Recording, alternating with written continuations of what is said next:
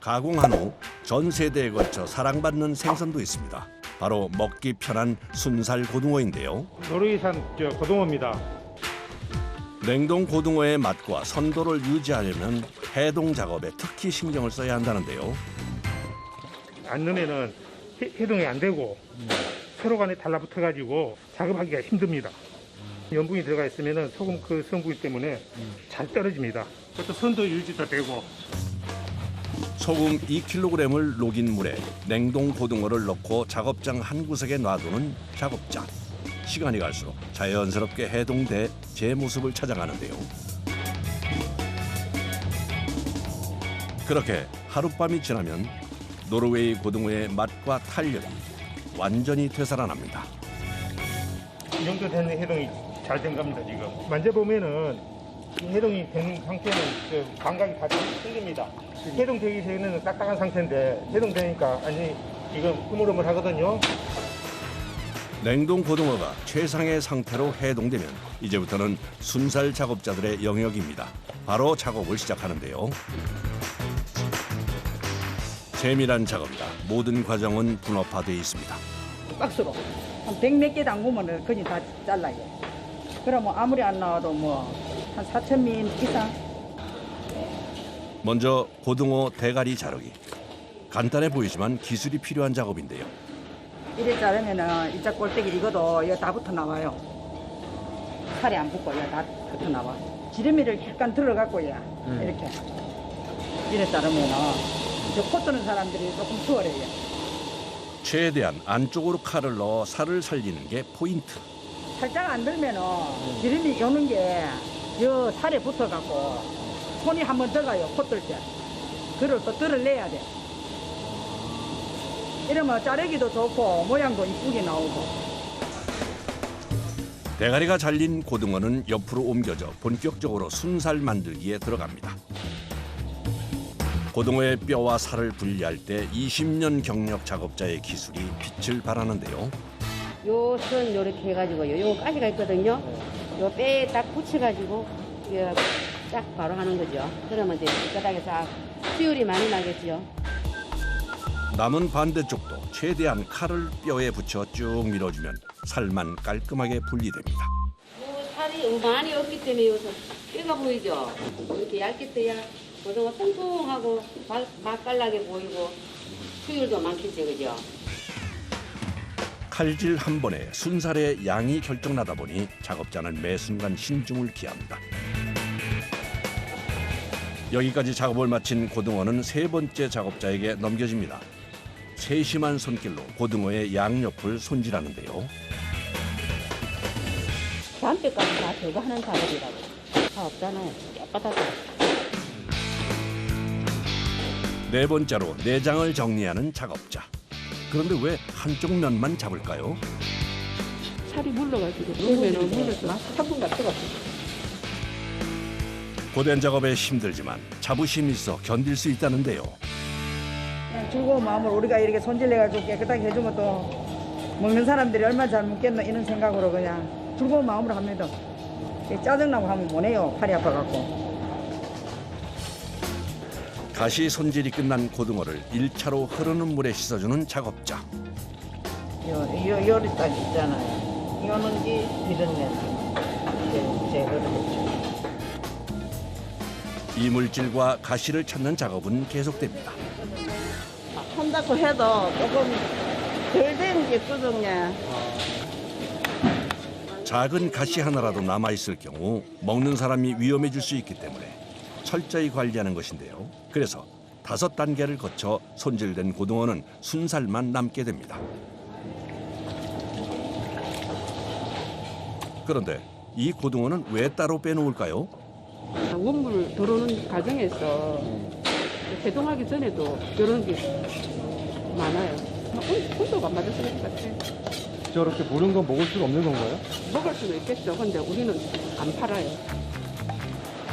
1차 세척까지 마친 질 좋은 고등어가 점점 쌓여갑니다. 한쪽에선 작업자가 무언가를 따라 큰 통에 있는 물에 넣는데요. 넣으신 건 뭐예요? 식초요. 살균도 되고 고등어 특이한 냄새가 있거든요. 그것도 조금 잡아주면서 이어주는 겁니다. 2차로 식초 물에 넣어 육질이 상하지 않게 살살 흔들면서 세척해줍니다. 3차도 같은 방법으로 해주면 이물질과 냄새가 많이 잡히는데요. 이어서 다른 통에 있는 깨끗한 물에 고등어를 담가주는데요.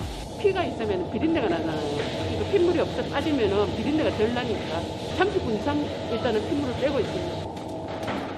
고등어의 핏물을 확실하게 빼기 위해서 큰 얼음도 물속에 같이 넣어줍니다. 선도를 유지하기 위해서 넣습니다. 그리고 이 안에 소금도 들어가 있거든요. 소금하고 같이 있으면은 피도 잘 빠지고 때문에 항상 얼음을 채우고 있습니다. 비린내 제거를 위해 순살 고등어를 얼음물에 담가놓는 동안 뭔가를 들고 오는 작업자. 이게 대체 뭔가요? 이게 함초소금입니다. 함초소금은 저희가 이제 다 손질된 순살포를 간을 하는 데 쓰는 거죠. 일반 그 소금을 해도 되지만 나트륨 함량이 낮아서 몸에 좋다고 하는 함초 소금을 사용을 하고 있습니다. 200리터 물에 함초 소금 한 컵을 넣어 골고루 잘 풀어주는데요. 그리고 비법 재료가 든 주머니까지 넣어줍니다. 이 안에는 국내산 표고버섯이랑 고기자가 들어있습니다. 생선을 잘 못 드시는 분들을 위해서 비린내를 좀 더 효과적으로 제거할 수 없을까? 연구 끝에 표고버섯하고 고기자를 적절한 비율을 섞어서 구수한 맛이 날 정도로 맛이 좋았고요. 작업자가 고등어의 비린내를 없애기 위해 오랜 연구 끝에 찾아낸 방법이라고 하는데요. 순살 고등어는 표고버섯, 구기자가 들어간 함초 소금물에 간이 잘 배게 30분간 담가 놓습니다. 순살로 만들면 네. 일반 고등어에 비해서 좀 맛이 떨어지거나 하는 건 없어요? 순살이 더 맛있겠지요. 정성이 더 많이 들어가니까요. 간이 잘 밴 순살 고등어는 급속 냉동을 하기 위해 바구니에 넣어주는데요. 이때 껍질이 위로 향하게 놓습니다. 반대로 놓으면 나중에 껍질이 바닥에 붙어 불량품이 생기기 때문인데요. 오래 놔뒀다가는 선도에 문제가 생길 수 있기 때문에 서둘러 냉동 창고에 넣어줍니다. 현재 상태는 34도에 12시간 정도 보관합니다, 지금. 그래야 잘 얼고 정상적인 제품이 나오기 때문에 하고 있습니다. 냉동 창고에서 12시간을 보낸 순살 고등어는 꽁꽁 얼어서 보관이 용이할 뿐만 아니라 포장하기에도 좋은 상태가 되는데요. 이거 보세요. 이렇게 소리가 날 정도로 얼었습니다.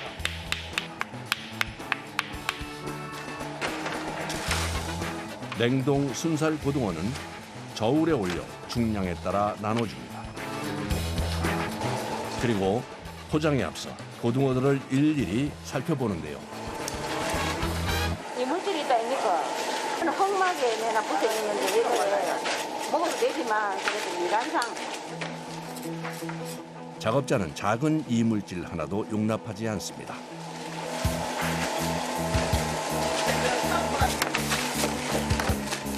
마지막으로 진공 포장까지 해주면 드디어 오랜 작업이 끝나는데요. 우리 제품이 소비자들한테 나간다는 게 좋은 일이죠. 맛있게 드셔주시면 저희들은 감사하죠. 많은 이의 정성이 담긴 만큼 밥반찬으로 오래 사랑받길 바랍니다. 고등어와 더불어 우리나라에서 등푸른 생선을 이야기할 때 빠지지 않는 그 이름. 찬바람이 불면 어김없이 찾아오는 바다의 진객. 삼치! 삼치! 제철에 잡힌 삼치는 부드럽고 기름져 주로 숙성해서 회로 먹습니다. 그리고 구워서 간장 양념을 올려 먹으면 이 또한 별미로 꼽히죠. 최근 이렇게 맛있는 삼치를 쉽고 간편하게 즐길 수 있게 됐습니다. 바로 순살 삼치구이인데요. 가시가 있는지 확인을 하고 겉에 불순물이 있는지 확인을 한 번 더 해서 마지막 확인 작업을 하고 있어요. 하루에 약 300kg의 삼치를 손질한다는 생선 가공 공장. 이게 국내산 삼치인데요. 살이 단단한 게가 11월 달부터 2월 달까지 그때 잡은 걸로 지금 작업을 하고 있죠. 냉동 창고에다가 저장을 해놨다가 그걸 쓰고 있죠. 삼치는 고등어와는 다른 방법으로 가시를 제거합니다. 근데 여기 가시가 많네. 여기가 볼살이. 여기 또 작업하고 하면 가시가 나올 확률이 많기 때문에 이만치 띄어서 여기서 잘라줍니다. 칼날의 각도로 가시 제거와 수율을 조절한다는 작업자.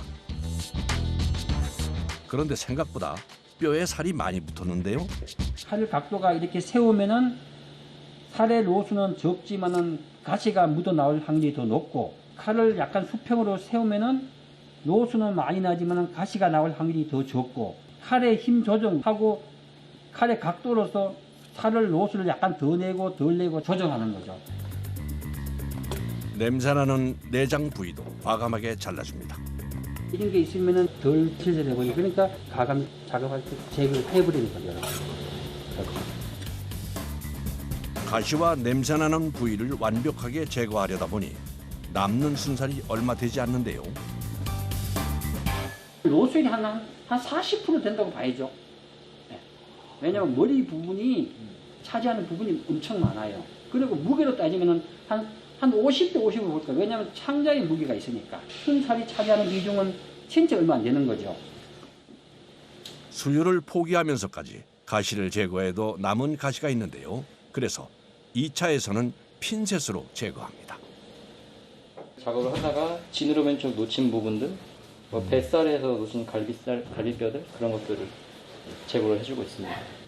삼치는 살이 물러서 가시 뽑기가 쉽지 않은데요. 머리 쪽으로 이어지는 부분이 뼈가 있거든요. 이것들까지 제거를 해줘야 됩니다. 고도의 집중력으로 제거합니다. 이 가운데에 있는 이 핀본이라는 가시들이 여기 항상 위치를 하고 있거든요. 이거는 무조건적으로 뽑아줘야 되는 것들입니다. 집에서 이제 생선 튀겨 드실 때 큰 뼈들을 뭐 젓가락으로 이렇게 잘 발라 드셔도 딱 먹었을 때 입에 남아있는 뼈들이 있거든요. 종일 고개를 숙인 채 삼치 가시를 하나하나 찾아야 하는 작업. 그러다 보니 눈과 목을 비롯해 온몸에 피로가 쌓일 수밖에 없는데요. 시중에 많이 나오는 자동화 기계가 많이 있는데요. 실제로 손으로 하는 것보다 남아있는 것도 엄청 많고, 어차피 기계에서 나왔을 때 제가 다시 한번 검수를 하면서 작업을 해야 된다 그러면 굳이 한 번에 하는 것이 좋겠다 생각을 해서 지금까지는 수작업을 하고 있습니다. 핀셋으로 가시를 제거한 삼치는 물에 10분간 담가 핏물과 염분을 제거해 줍니다. 그리고 토막 낼 준비를 하는데요. 그 전에 숨은 가시를 다시 한번 제거해 줍니다. 여기 아가미에서 붙어있는 물렁뼈. 가시와의 전쟁이 따로 없습니다. 이 지느러미 뼈가 덜 잘려가지고 감각이 뼈가 잡혀요. 그리고 소분하는 것도 중요한데 이 뼈를 또 여기서 또 재화 확인을 하는 작업을 하고 있기 때문에 삼치를 자르는 동안에도 가시 찾기에 온 신경을 집중해야 하는데요. 마지막으로 굽기 전 다시 한번 꼼꼼히 살펴봅니다. 이렇게 위에 튀어나온 것들은 저희가 핀셋으로 뽑을 수 있는데 일자로 누워있는 것들이 있습니다. 그것들은 저희가 핀셋으로 발견이 되지 않기 때문에 열어서 뜯어보는 겁니다. 처음부터 끝까지 가시 제거 작업이 끊임없이 반복되는 삼치 순살구이. 주문하는 사람들의 건강 때문이라는데요. 이유식부터 유아식을 하는 아이들, 그리고 또는 노약자, 그리고 식단 조절이 필요하거나 아니면 무염식을 하셔야 되는 분들이 많이 구매를 하시기 때문에 저희가 이 모든 생선 부위는 전부 다 무염으로 조리를 하고 있어요. 150도의 오븐에서 약 20분간 구워주면 순살 삼치구이가 완성됩니다. 촉촉하고 부드러운 맛이 일품이라네요. 잘 구워졌는지 확인하기 위해 냄새와 속살까지 깐깐하게 체크합니다. 직접 맛도 보는데요. 구울 때마다 이렇게 체크를 하다 보니 작업자는 하루에도 몇 번씩 생선구이를 먹게 된다는군요. 테스트할 겸 하루에 생선을 얼마나 먹어요? 12조각에서 많이 할 때는 20조각 정도? 매일요? 네. 생선 질리지 않으세요? 일단 저희가 바로 무염 작업하고 그리고 피를 완전히 뺐기 때문에 비린 거는 최대한 많이 뺐기 때문에 맛있습니다. 비린 건 많이 느끼고 있습니다. 이어서 순살로 손질할 생선은 부드러운 살이 매력적인 갈치입니다. 하지만 잔가시가 많아 쉽지 않은데요. 특히 갈치는 살이 별로 없어요. 가시 제거하고 생선을 최대한 많이 붙여요. 그래서 30년 경력의 베테랑도 어려워하는 작업이랍니다. 갈치가 제일 힘들어. 몸통 두께가 다른 생선에 비해 얇다 보니 힘들 수밖에 없는데요. 타원형이 되잖아 이게. 이 칼은 일직이잖아. 전체 이렇게 뺏기지는 못한다. 가운데 가장 두꺼운 살 부분만 이렇게 단단해야 되지.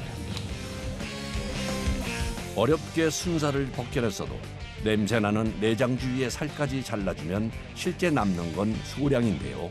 특이한 냄새는 없으면 요거 이렇게 이렇게 해가지고 살릴 수 있어요. 그 냄새 때문에 향 때문에 과감히 버려져요. 야, 정말 얼마 안 되네요.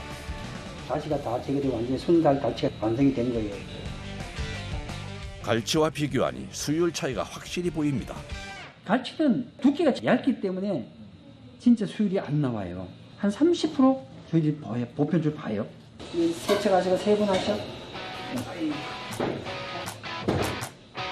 살이 부드러운 갈치는 흐르는 물에 살짝 씻어줍니다. 그리고 남은 가시가 없는지 확인하며 잘라주는데요. 같은 생선인데 삼치와 갈치를 왜 따로 구울까요?